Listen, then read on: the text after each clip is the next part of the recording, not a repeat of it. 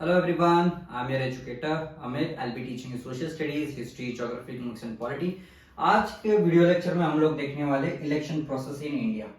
अभी ये election process in India ये जो है सिविक्स का चैप्टर नंबर 2 है 10th एसएससी का। ठीक है, जो ये चैप्टर नंबर 2 है, ये चैप्टर में हम लोग देखने वाले कि इंडिया का जो इलेक्शन प्रोसेस है वो चलता कैसे, कि इंडिया में कौन सा ऐसा बॉडी है, कैसे उनसे कौन सी ऐसी अथॉरिटी है जो इंडिया में इलेक्शंस कंडक्ट कराती है, इंडिया में इलेक्शंस होते कैसे है, इंडिया में इलेक्शंस में क्या क्या प्रॉब्लम्स है, पॉलिटिकल जो लीडर्स होते हैं वो क्या क्या प्रॉब्लम्स क्रिएट करते हैं, ये सारी चीजें हम ये चैप्टर में देखने वाले हैं। ठीक है, now before proceeding with the topic, if you people have any doubts queries you can connect me on Instagram and YouTube as well.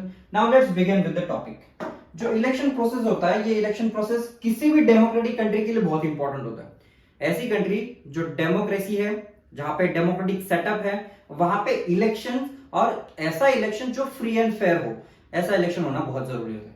For example जो इलेक्शंस होते हैं और जहां पे रिप्रेजेंटेशन होता है, ये डेमोक्रेसी के दो इंपॉर्टेंट एलिमेंट है। इलेक्शन मतलब जिसको अपन वोट, इलेक्शन जिसमें अपन वोट करते हैं और जिससे हम अपना लीडर डिसाइड करते हैं। जो लीडर होता है उसको यहाँ पे डिसाइड किया जाता है, और किसको रिप्रेजेंटेशन देना है ये इलेक्शन में डिसाइड होता है कि आपका कौन सा फेवरेट लीडर है, लोगों के लिए कौन सा लीडर काम कर रहा है। ऐसे लोगों को हम क्या करते हैं, पावर देते हैं। तो इसकी वजह से चेंज ऑफ पावर भी देखने को मिलता है। मतलब एक पॉलिटिकल पार्टी की पावर इलेक्शन के बाद से दूसरे पॉलिटिकल पार्टी के पास जा सकती है।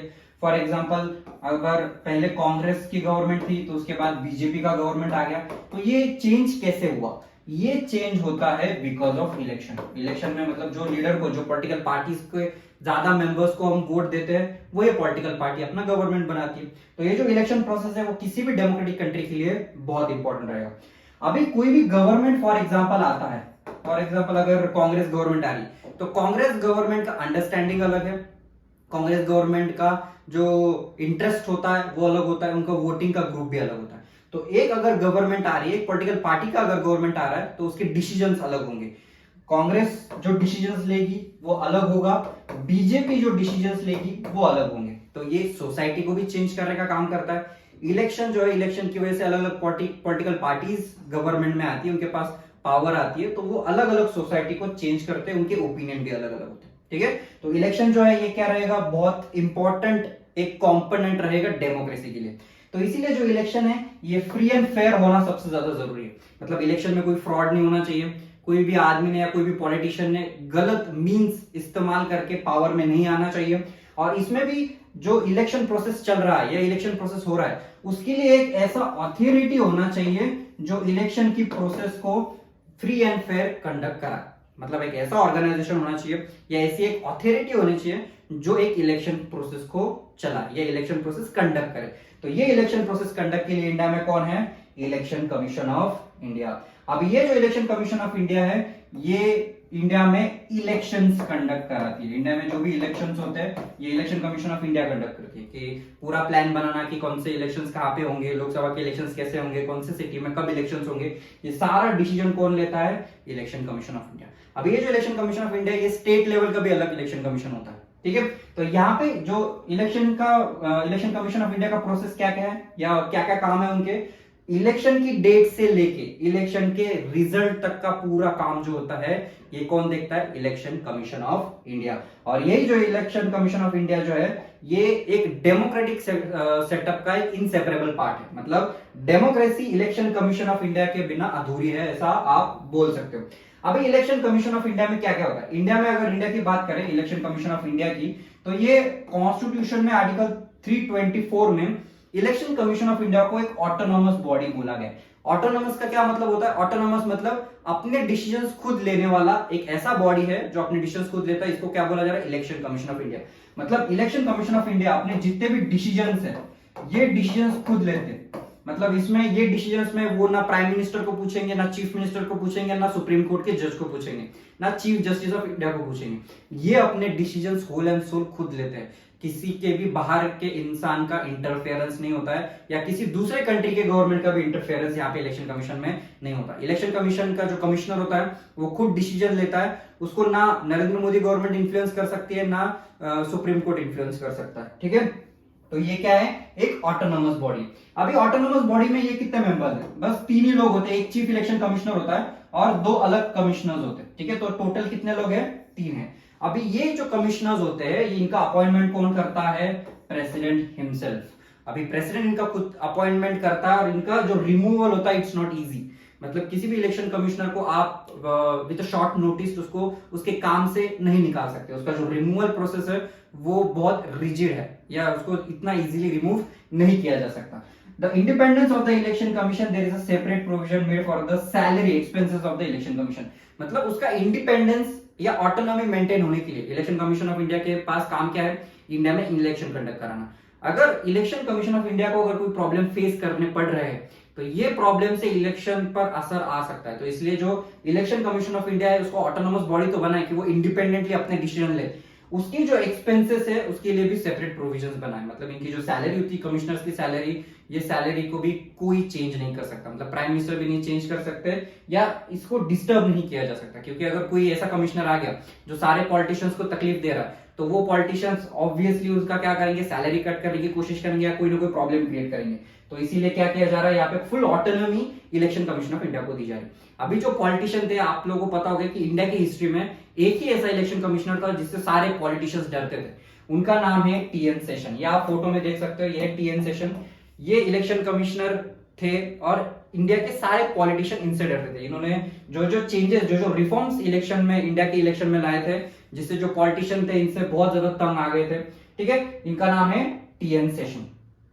अभी यहाँ पे क्या दिया है इलेक्शन कमीशन ऑफ इंडिया का? The election commission of India does not have a separate staff. मतलब ये इलेक्शन कमीशन ऑफ इंडिया का कोई रिक्रूटमेंट नहीं होता। इनके ना कोई एम्प्लॉइज है, ना इनका कोई सेपरेट स्टाफ है, ना कोई अलग से गवर्नमेंट की एग्जाम कंडक्ट कराई जाती है इलेक्शन कमीशन के लिए।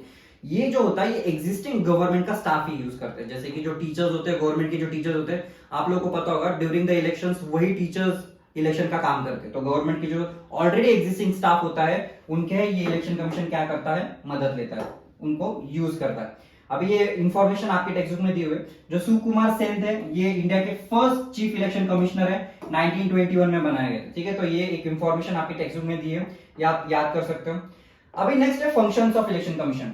अभी काम क्या है इलेक्शन कमीशन का? इलेक्शन कमीशन जो है उसका पहला काम है वोटर लिस्ट बनाना। वोटर लिस्ट मतलब क्या होता है कि कितने लोग, अभी इंडिया में जो वोटिंग राइट दिया जा रहा है वो 18 से दिया जा रहा है। 18 साल के आप हो जाते हो तो आपके पास वोटिंग का राइट आ जाता है। तो ये वोटिंग का राइट इंडिया में हर साल ये चेंज होगा। मतलब जो वोटिंग की लिस्ट रहेगी ये हर साल चेंज होगी। कोई ना कोई, मतलब जो पॉपुलेशन है वो 18 एज तो अटेन करेगी, राइट? तो यहाँ पे जो वोटर लिस्ट होता है ये इलेक्शन कमीशन ऑफ इंडिया को हर साल चेंज करना पड़ता है, उसको अपडेट करना पड़ता है। क्योंकि जो पॉपुलेशन है वो तो इंक्रीजिंग है, तो हर साल कोई ना कोई 18 का तो हो जाएगा। तो ये पॉपुलेशन, ये जो लिस्ट है वो क्या करनी पड़ेगी? अपडेट करनी पड़ेगी, हर साल चेंज करनी पड़ेगी। They have to update the existing voter list, include the name of the new voters. जो लोग 18 प्लस हो चुके हैं उनका भी नाम इलेक्शन के ये वोटर लिस्ट में ऐड करना पड़ेगा। तो ये सबसे पहला काम किसका? इलेक्शन कमीशन ऑफ इंडिया का, कि वोटर लिस्ट जो है उसको क्या करना है? चेंज करना है।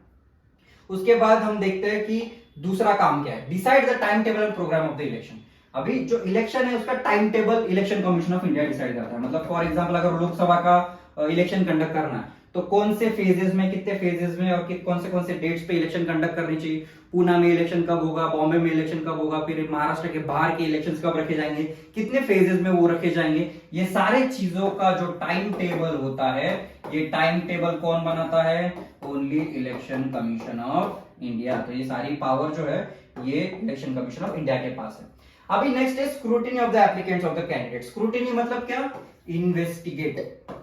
इन्वेस्टिगेट करना कि जो जो एप्लीकेंट्स है, कौन से एप्लीकेंट्स जो है या कौन से कैंडिडेट जो इलेक्शन में खड़े होने वाले, और ये कैंडिडेट जो है उनका वो इलेक्शन कौन से इंडिपेंडेंटली कंडक्ट कर रहे हैं या किसी पॉलिटिकल पार्टी का सपोर्ट ले रहे हैं, उनका बैकग्राउंड क्या है, उनकी खुद की इंफॉर्मेशन क्या है, वो इंडिया के सिटीजन है कि नहीं, वो क्रिमिनल बैकग्राउंड से बिलोंग करते हैं कि नहीं, या पूरी जो स्क्रूटिनी इन्वेस्टिगेशन कौन करता है? Election commission of India. मतलब पूरा स्क्रूटिनी, पूरा इन्वेस्टिगेशन कैंडिडेट्स का इलेक्शन कमीशन ऑफ इंडिया करता है। क्योंकि इंडिया के बाहर के लोगों तो आप कैंडिडेट नहीं बना सकते, वो इंडियन सिटीजन ही प्रॉपर होना चाहिए और उसका पूरा इन्वेस्टिगेशन भी होना चाहिए। ठीक है, उसके बाद जो इलेक्शन कमीशन ऑफ इंडिया जो होता है वो रिकॉग्निशन देता है किसको? पॉलिटिकल पार्टीज को। अभी पॉलिटिकल पार्टीज दो टाइप की होती है, एक नेशनल पार्टी होती है, मतलब जिनका प्रेजेंस पूरे इंडिया लेवल पे है, इसको नेशनल पार्टी बोला जाता है, और कुछ स्टेट पार्टी होती है जिनका प्रेजेंस बस स्पेसिफिक स्टेट तक ही होता है। फॉर एग्जांपल नेशनल पार्टी हम कांग्रेस बीजेपी देख सकते हैं। कांग्रेस बीजेपी जो है वो अपना कैंडिडेट इंडिया के अलग अलग स्टेट से खड़े करते हैं, तो उनका जो प्रेजेंस है वो पैन इंडिया है। But on the other hand अगर स्टेट लेवल की बात करें तो ऐसी कुछ पॉलिटिकल पार्टीज होती है वो with in the state he operate करती है। फॉर एग्जांपल अगर महाराष्ट्र की बात करेंगे तो महाराष्ट्र नवनिर्माण सेना मन से, तो ये जो पार्टी है वो विद इन महाराष्ट्र, महाराष्ट्र से बाहर उसका प्रेजेंस नहीं, तो इसको हम क्या बोलेंगे, स्टेट पार्टी बोलेंगे। तो कौन सी पॉलिटिकल पार्टी नेशनल रहेगी और कौन सी पॉलिटिकल पार्टी स्टेट पार्टी रहेगी, ये डिसाइड कौन करेगा, election commission of India decide करेगा। और ये स्टेटस भी कौन देता है, election commission of India status देता है, ठीक है। और इलेक्शन कमीशन ऑफ इंडिया जो है वो सिंबल भी देता है। सिंबल मतलब अलग अलग पॉलिटिकल पार्टीज के आपको पता होगा सिंबल्स होते हैं, ठीक है। तो ये सिंबल्स भी कौन देता है, election commission of India. For example BJP का सिंबल ये लोटस है, कांग्रेस का ये हाथ है, फिर उसके बाद बहुजन समाज पार्टी का एलिफेंट है, ठीक है, कम्युनिस्ट पार्टी ऑफ इंडिया का ये सिंबल है। तो ये सारे सिंबल्स भी देने का काम कौन करता है, इलेक्शन कमीशन ऑफ इंडिया, ठीक है। ये पॉलिटिकल पार्टीज खुद डिसाइड नहीं करती। उसके बाद to solve any disputes, disputes मतलब क्या, झगड़ा। कोई भी पॉलिटिशियंस के बीच में जो भी झगड़ा हो रहा है रिगार्डिंग इलेक्शंस, ये झगड़ा कौन सॉल्व करेगा, इलेक्शन कमीशन ऑफ इंडिया। और आपको पता है जो पॉलिटिशियंस होते हैं ड्यूरिंग द इलेक्शंस उनके बहुत सारे झगड़े होते हैं, इलेक्शन रिलेवेंट हुआ नहीं हुआ, इलेक्शंस में फ्रॉड हुए, फिर जो मशीन यूज होती है इलेक्शन में उसमें कोई प्रॉब्लम था। तो ये सारे जो इश्यूज होते हैं, ये सारे जो झगड़े होते हैं पॉलिटिशियंस के बीच में ऑफ द इलेक्शंस कौन सॉल्व करता है, इलेक्शन कमीशन ऑफ इंडिया, ठीक है। टू डिक्लेयर एनी कैंडिडेट और डिस्क्वालिफाइड और कंडक्ट री इलेक्शन, मतलब अगर कोई कैंडिडेट है, अगर उसने उसकी कोई गलत इंफॉर्मेशन दे दी या कोई फ्रॉड मींस यूज करके वो इलेक्शन जीता है, तो उसको डिस्क्वालीफाई करने का भी काम कौन करता है, इलेक्शन कमीशन ऑफ इंडिया। और इलेक्शन कमीशन ऑफ इंडिया ये भी देखता है कि अगर कोई गलत मींस प्रैक्टिसेस यूज करके अगर इलेक्शन कंडक्ट हुआ है तो वापस री इलेक्शन करने की भी जिम्मेदारी कौन उठाता है, इलेक्शन कमीशन ऑफ इंडिया। तो ये सारे डिसीजंस कौन लेगा, इलेक्शन कमीशन ऑफ इंडिया। अभी इंडिया में जो पहला वोटर था जिसने पहली बार इंडिया में वोटिंग किया था वो था श्याम शरण नेगी, जो हिमाचल प्रदेश के थे। He was the first voter of India, जिन्होंने इंडिया में पहली बार वोटिंग की, एक डेमोक्रेटिक इंडिया में, ठीक है। अब इसके बाद प्रोसेस ऑफ इलेक्शन दिया कि इलेक्शन का इंडिया में क्या क्या प्रोसेस है। पहले तो कॉन्स्टिट्यूएंसीज एस्टेब्लिश की जाती है। अभी कॉन्स्टिट्यूएंसीज मतलब क्या होता है, फॉर एग्जांपल ये एक बॉक्स है, इसको इंडिया कंसीडर करो, ठीक है। ये बॉक्स क्या है, इंडिया। तो इंडिया में अलग अलग एरियाज का ऐसा बाइफर्केशन होता है। ये अगर बॉक्स है तो इसको अलग अलग एरियाज में हम लोग डिवाइड कर देंगे, ठीक है। ये और इसका बाइफर्केशन हो गया। तो एक बॉक्स में एक स्पेसिफिक पॉपुलेशन एग्जिस्ट करती है, तो ये पॉपुलेशन क्या करेगी, अपने एक स्पेसिफिक लीडर को यहाँ पे इलेक्ट करेगी। तो यहाँ पे एक जो बॉक्स है इसको हम क्या बोलेंगे, वन कॉन्स्टिट्यूएंसी। जैसे इंडिया में 543 कॉन्स्टिट्यूएंसीज है लोकसभा में, तो ऐसे कितने इंडिया में बॉक्स है, 543 बॉक्सेस है। तो हर एक बॉक्स में से एक आदमी इलेक्ट होकर आता है। तो ये जो कॉन्स्टिट्यूएंसीज एस्टैब्लिश करनी पड़ती है, कौन करता है, यहाँ पे ये प्रोसेस इलेक्शन का प्रोसेस है। फिर उसके बाद फाइनलाइजिंग वोटर लिस्ट। तो इलेक्शन कमीशन ऑफ इंडिया क्या करता है, वोटर लिस्ट फाइनल करता है कि जैसे अगर 2024 में इलेक्शंस करने, तो 2024 में कितने लोग इंडिया में इलेक्शन करने लायक है या उनकी एज हो गई है जो इलेक्ट वोट कर सकते हैं, ठीक है। फिर उसके बाद नॉमिनेशन ऑफ द कैंडिडेट्स, कौन से कैंडिडेट इलेक्शन में खड़े होने वाले उनकी लिस्ट बनाई जाती है। फिर उसके बाद जो इलेक्शन कैंपेन है, हर एक पॉलिटिकल पार्टी, जो पॉलिटिकल पार्टीज होते हैं वो अपने कैंपेन्स चलाते हैं कि हम अगर इलेक्ट हो गए तो हम जो लोग हैं लोगों को फ्री इलेक्ट्रिसिटी देंगे, फ्री वाटर देंगे, फिर उसके बाद ट्रांसपोर्टेशन वुमेन्स के लिए फ्री कर देंगे। ये सारे कैंपेन्स वो चलाते हैं। अगले 5 साल के लिए अगर वो पॉलिटिकल पार्टी इलेक्ट होके आई तो वो अगले 5 साल में क्या क्या काम करेंगे ये कैंपेन्स में बताया जाता है, ठीक है। तो लोगों का भरोसा जीता जाता है इलेक्शन कैंपेन में। फिर उसके बाद होता है एक्चुअल वोटिंग, मतलब इलेक्शन का दिन होता है तो वहां पे एक्चुअल वोटिंग किया जाता है, लोग अलग अलग पॉलिटिकल पार्टीज को वोट करते हैं। फिर उसके बाद वो जो काउंट वोट होता है उसको काउंट किया जाता है कि कौन से पॉलिटिकल पार्टीज को कितने वोट मिले।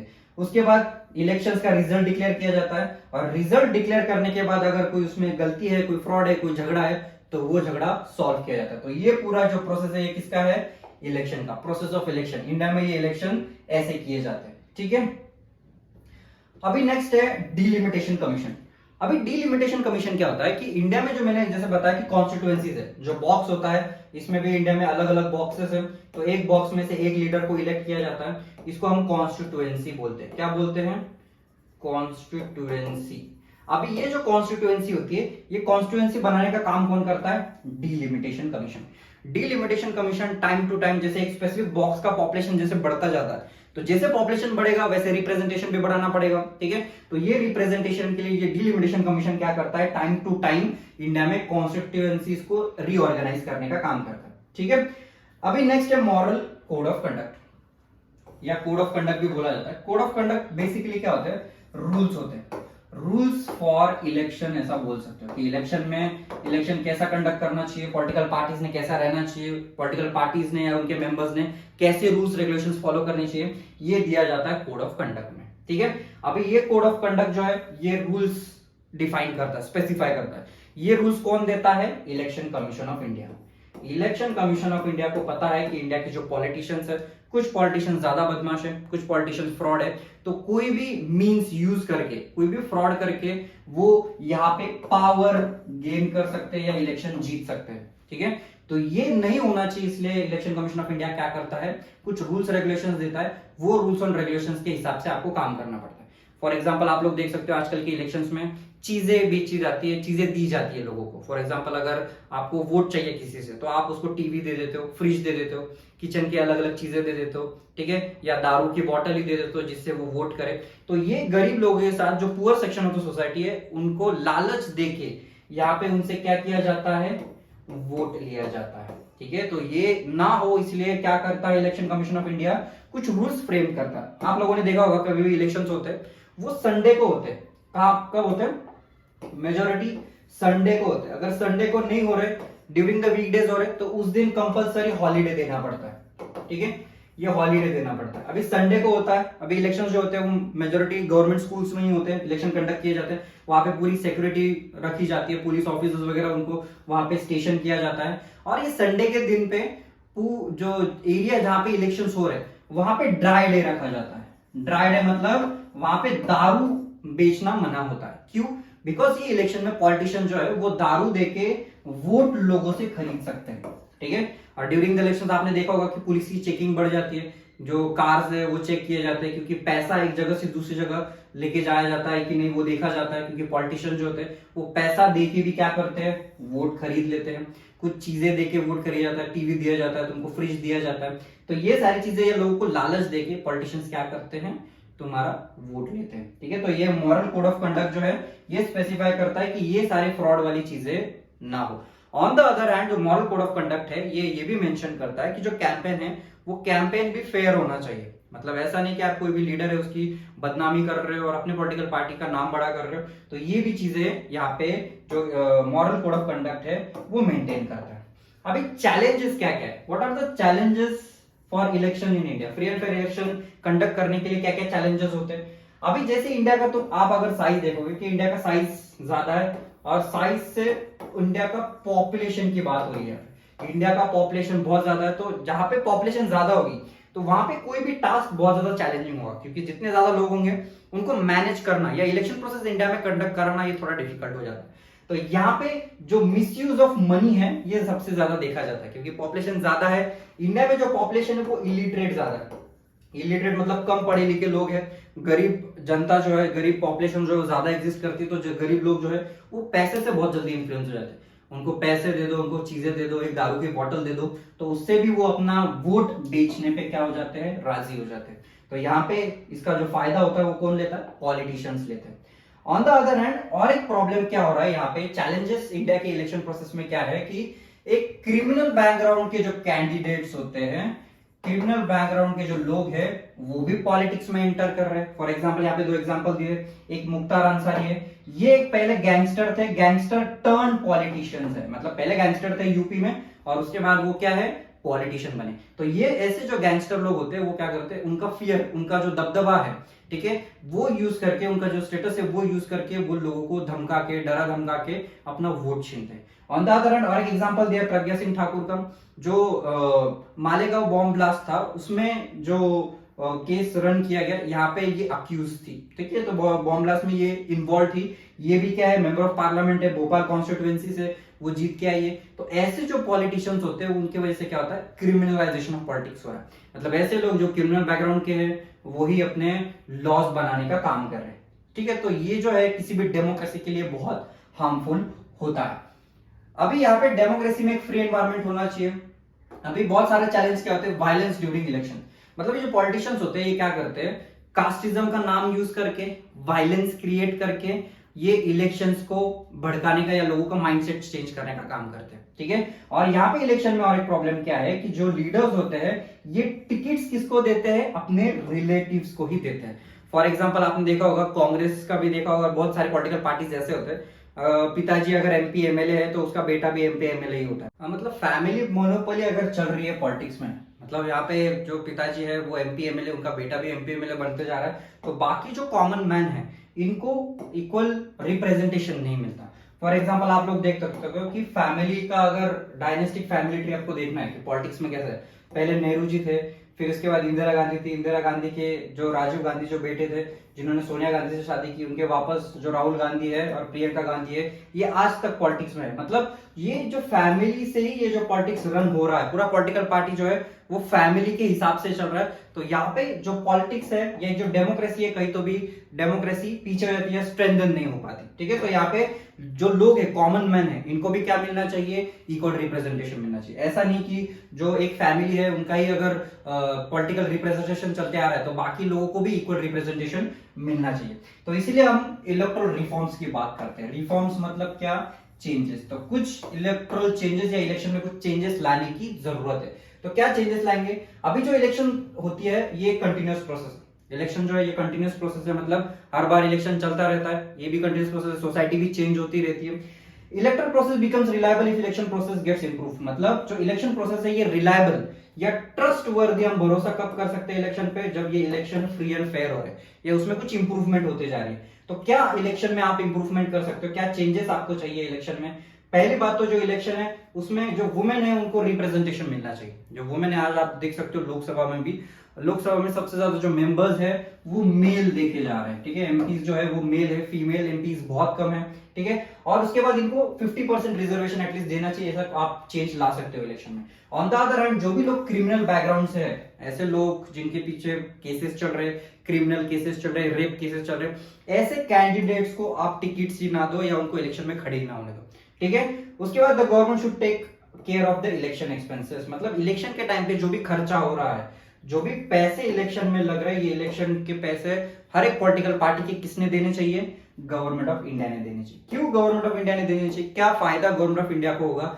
पॉलिटिकल पार्टीज अपने इलेक्शन में सबसे ज्यादा खर्चा करती है, इतना पैसा इलेक्शन में बहाना पड़ता है तभी कोई कैंडिडेट चुन के आता है। तो ये जो करप्शन का जो पैसा होता है, जो पॉलिटिकल पार्टीज होती है वो पावर में आने के बाद करप्शन करती है, वो पैसा अपना वसूल करती है। अगर ये एक्सपेंसेस गवर्नमेंट ऑफ इंडिया करेंगी तो पॉलिटिकल पार्टी करप्शन नहीं करेगी, ऐसा यहाँ पे माना जा रहा है। तो ये जो है चीज, करप्शन जो है वो कहीं ना कहीं रेस्ट्रिक्ट हो पाएगा अगर जो इलेक्शन का जो खर्चा है वो गवर्नमेंट ऑफ इंडिया उठा ले तो, ठीक है। तो ये एक अच्छा पॉजिटिव चेंज हम बोल सकते हैं इलेक्शन के लिए।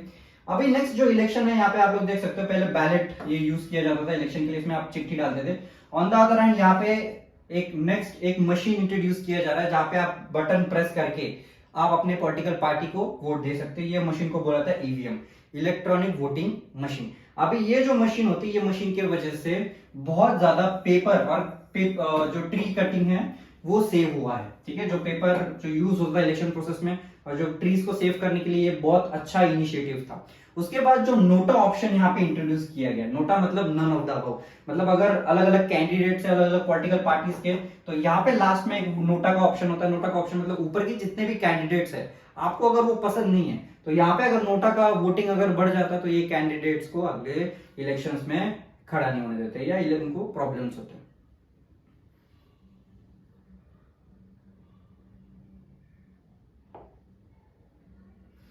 और नेक्स्ट ये मशीन जो है इसमें नोटा का भी ऑप्शन होता है, मतलब नन ऑफ द अबव, ऊपर के जितने भी कैंडिडेट्स है आपको अगर पसंद नहीं आ रहे, पब्लिक को अगर पसंद नहीं आ रहे, तो आप ये नोटा का ऑप्शन यूज कर सकते हैं।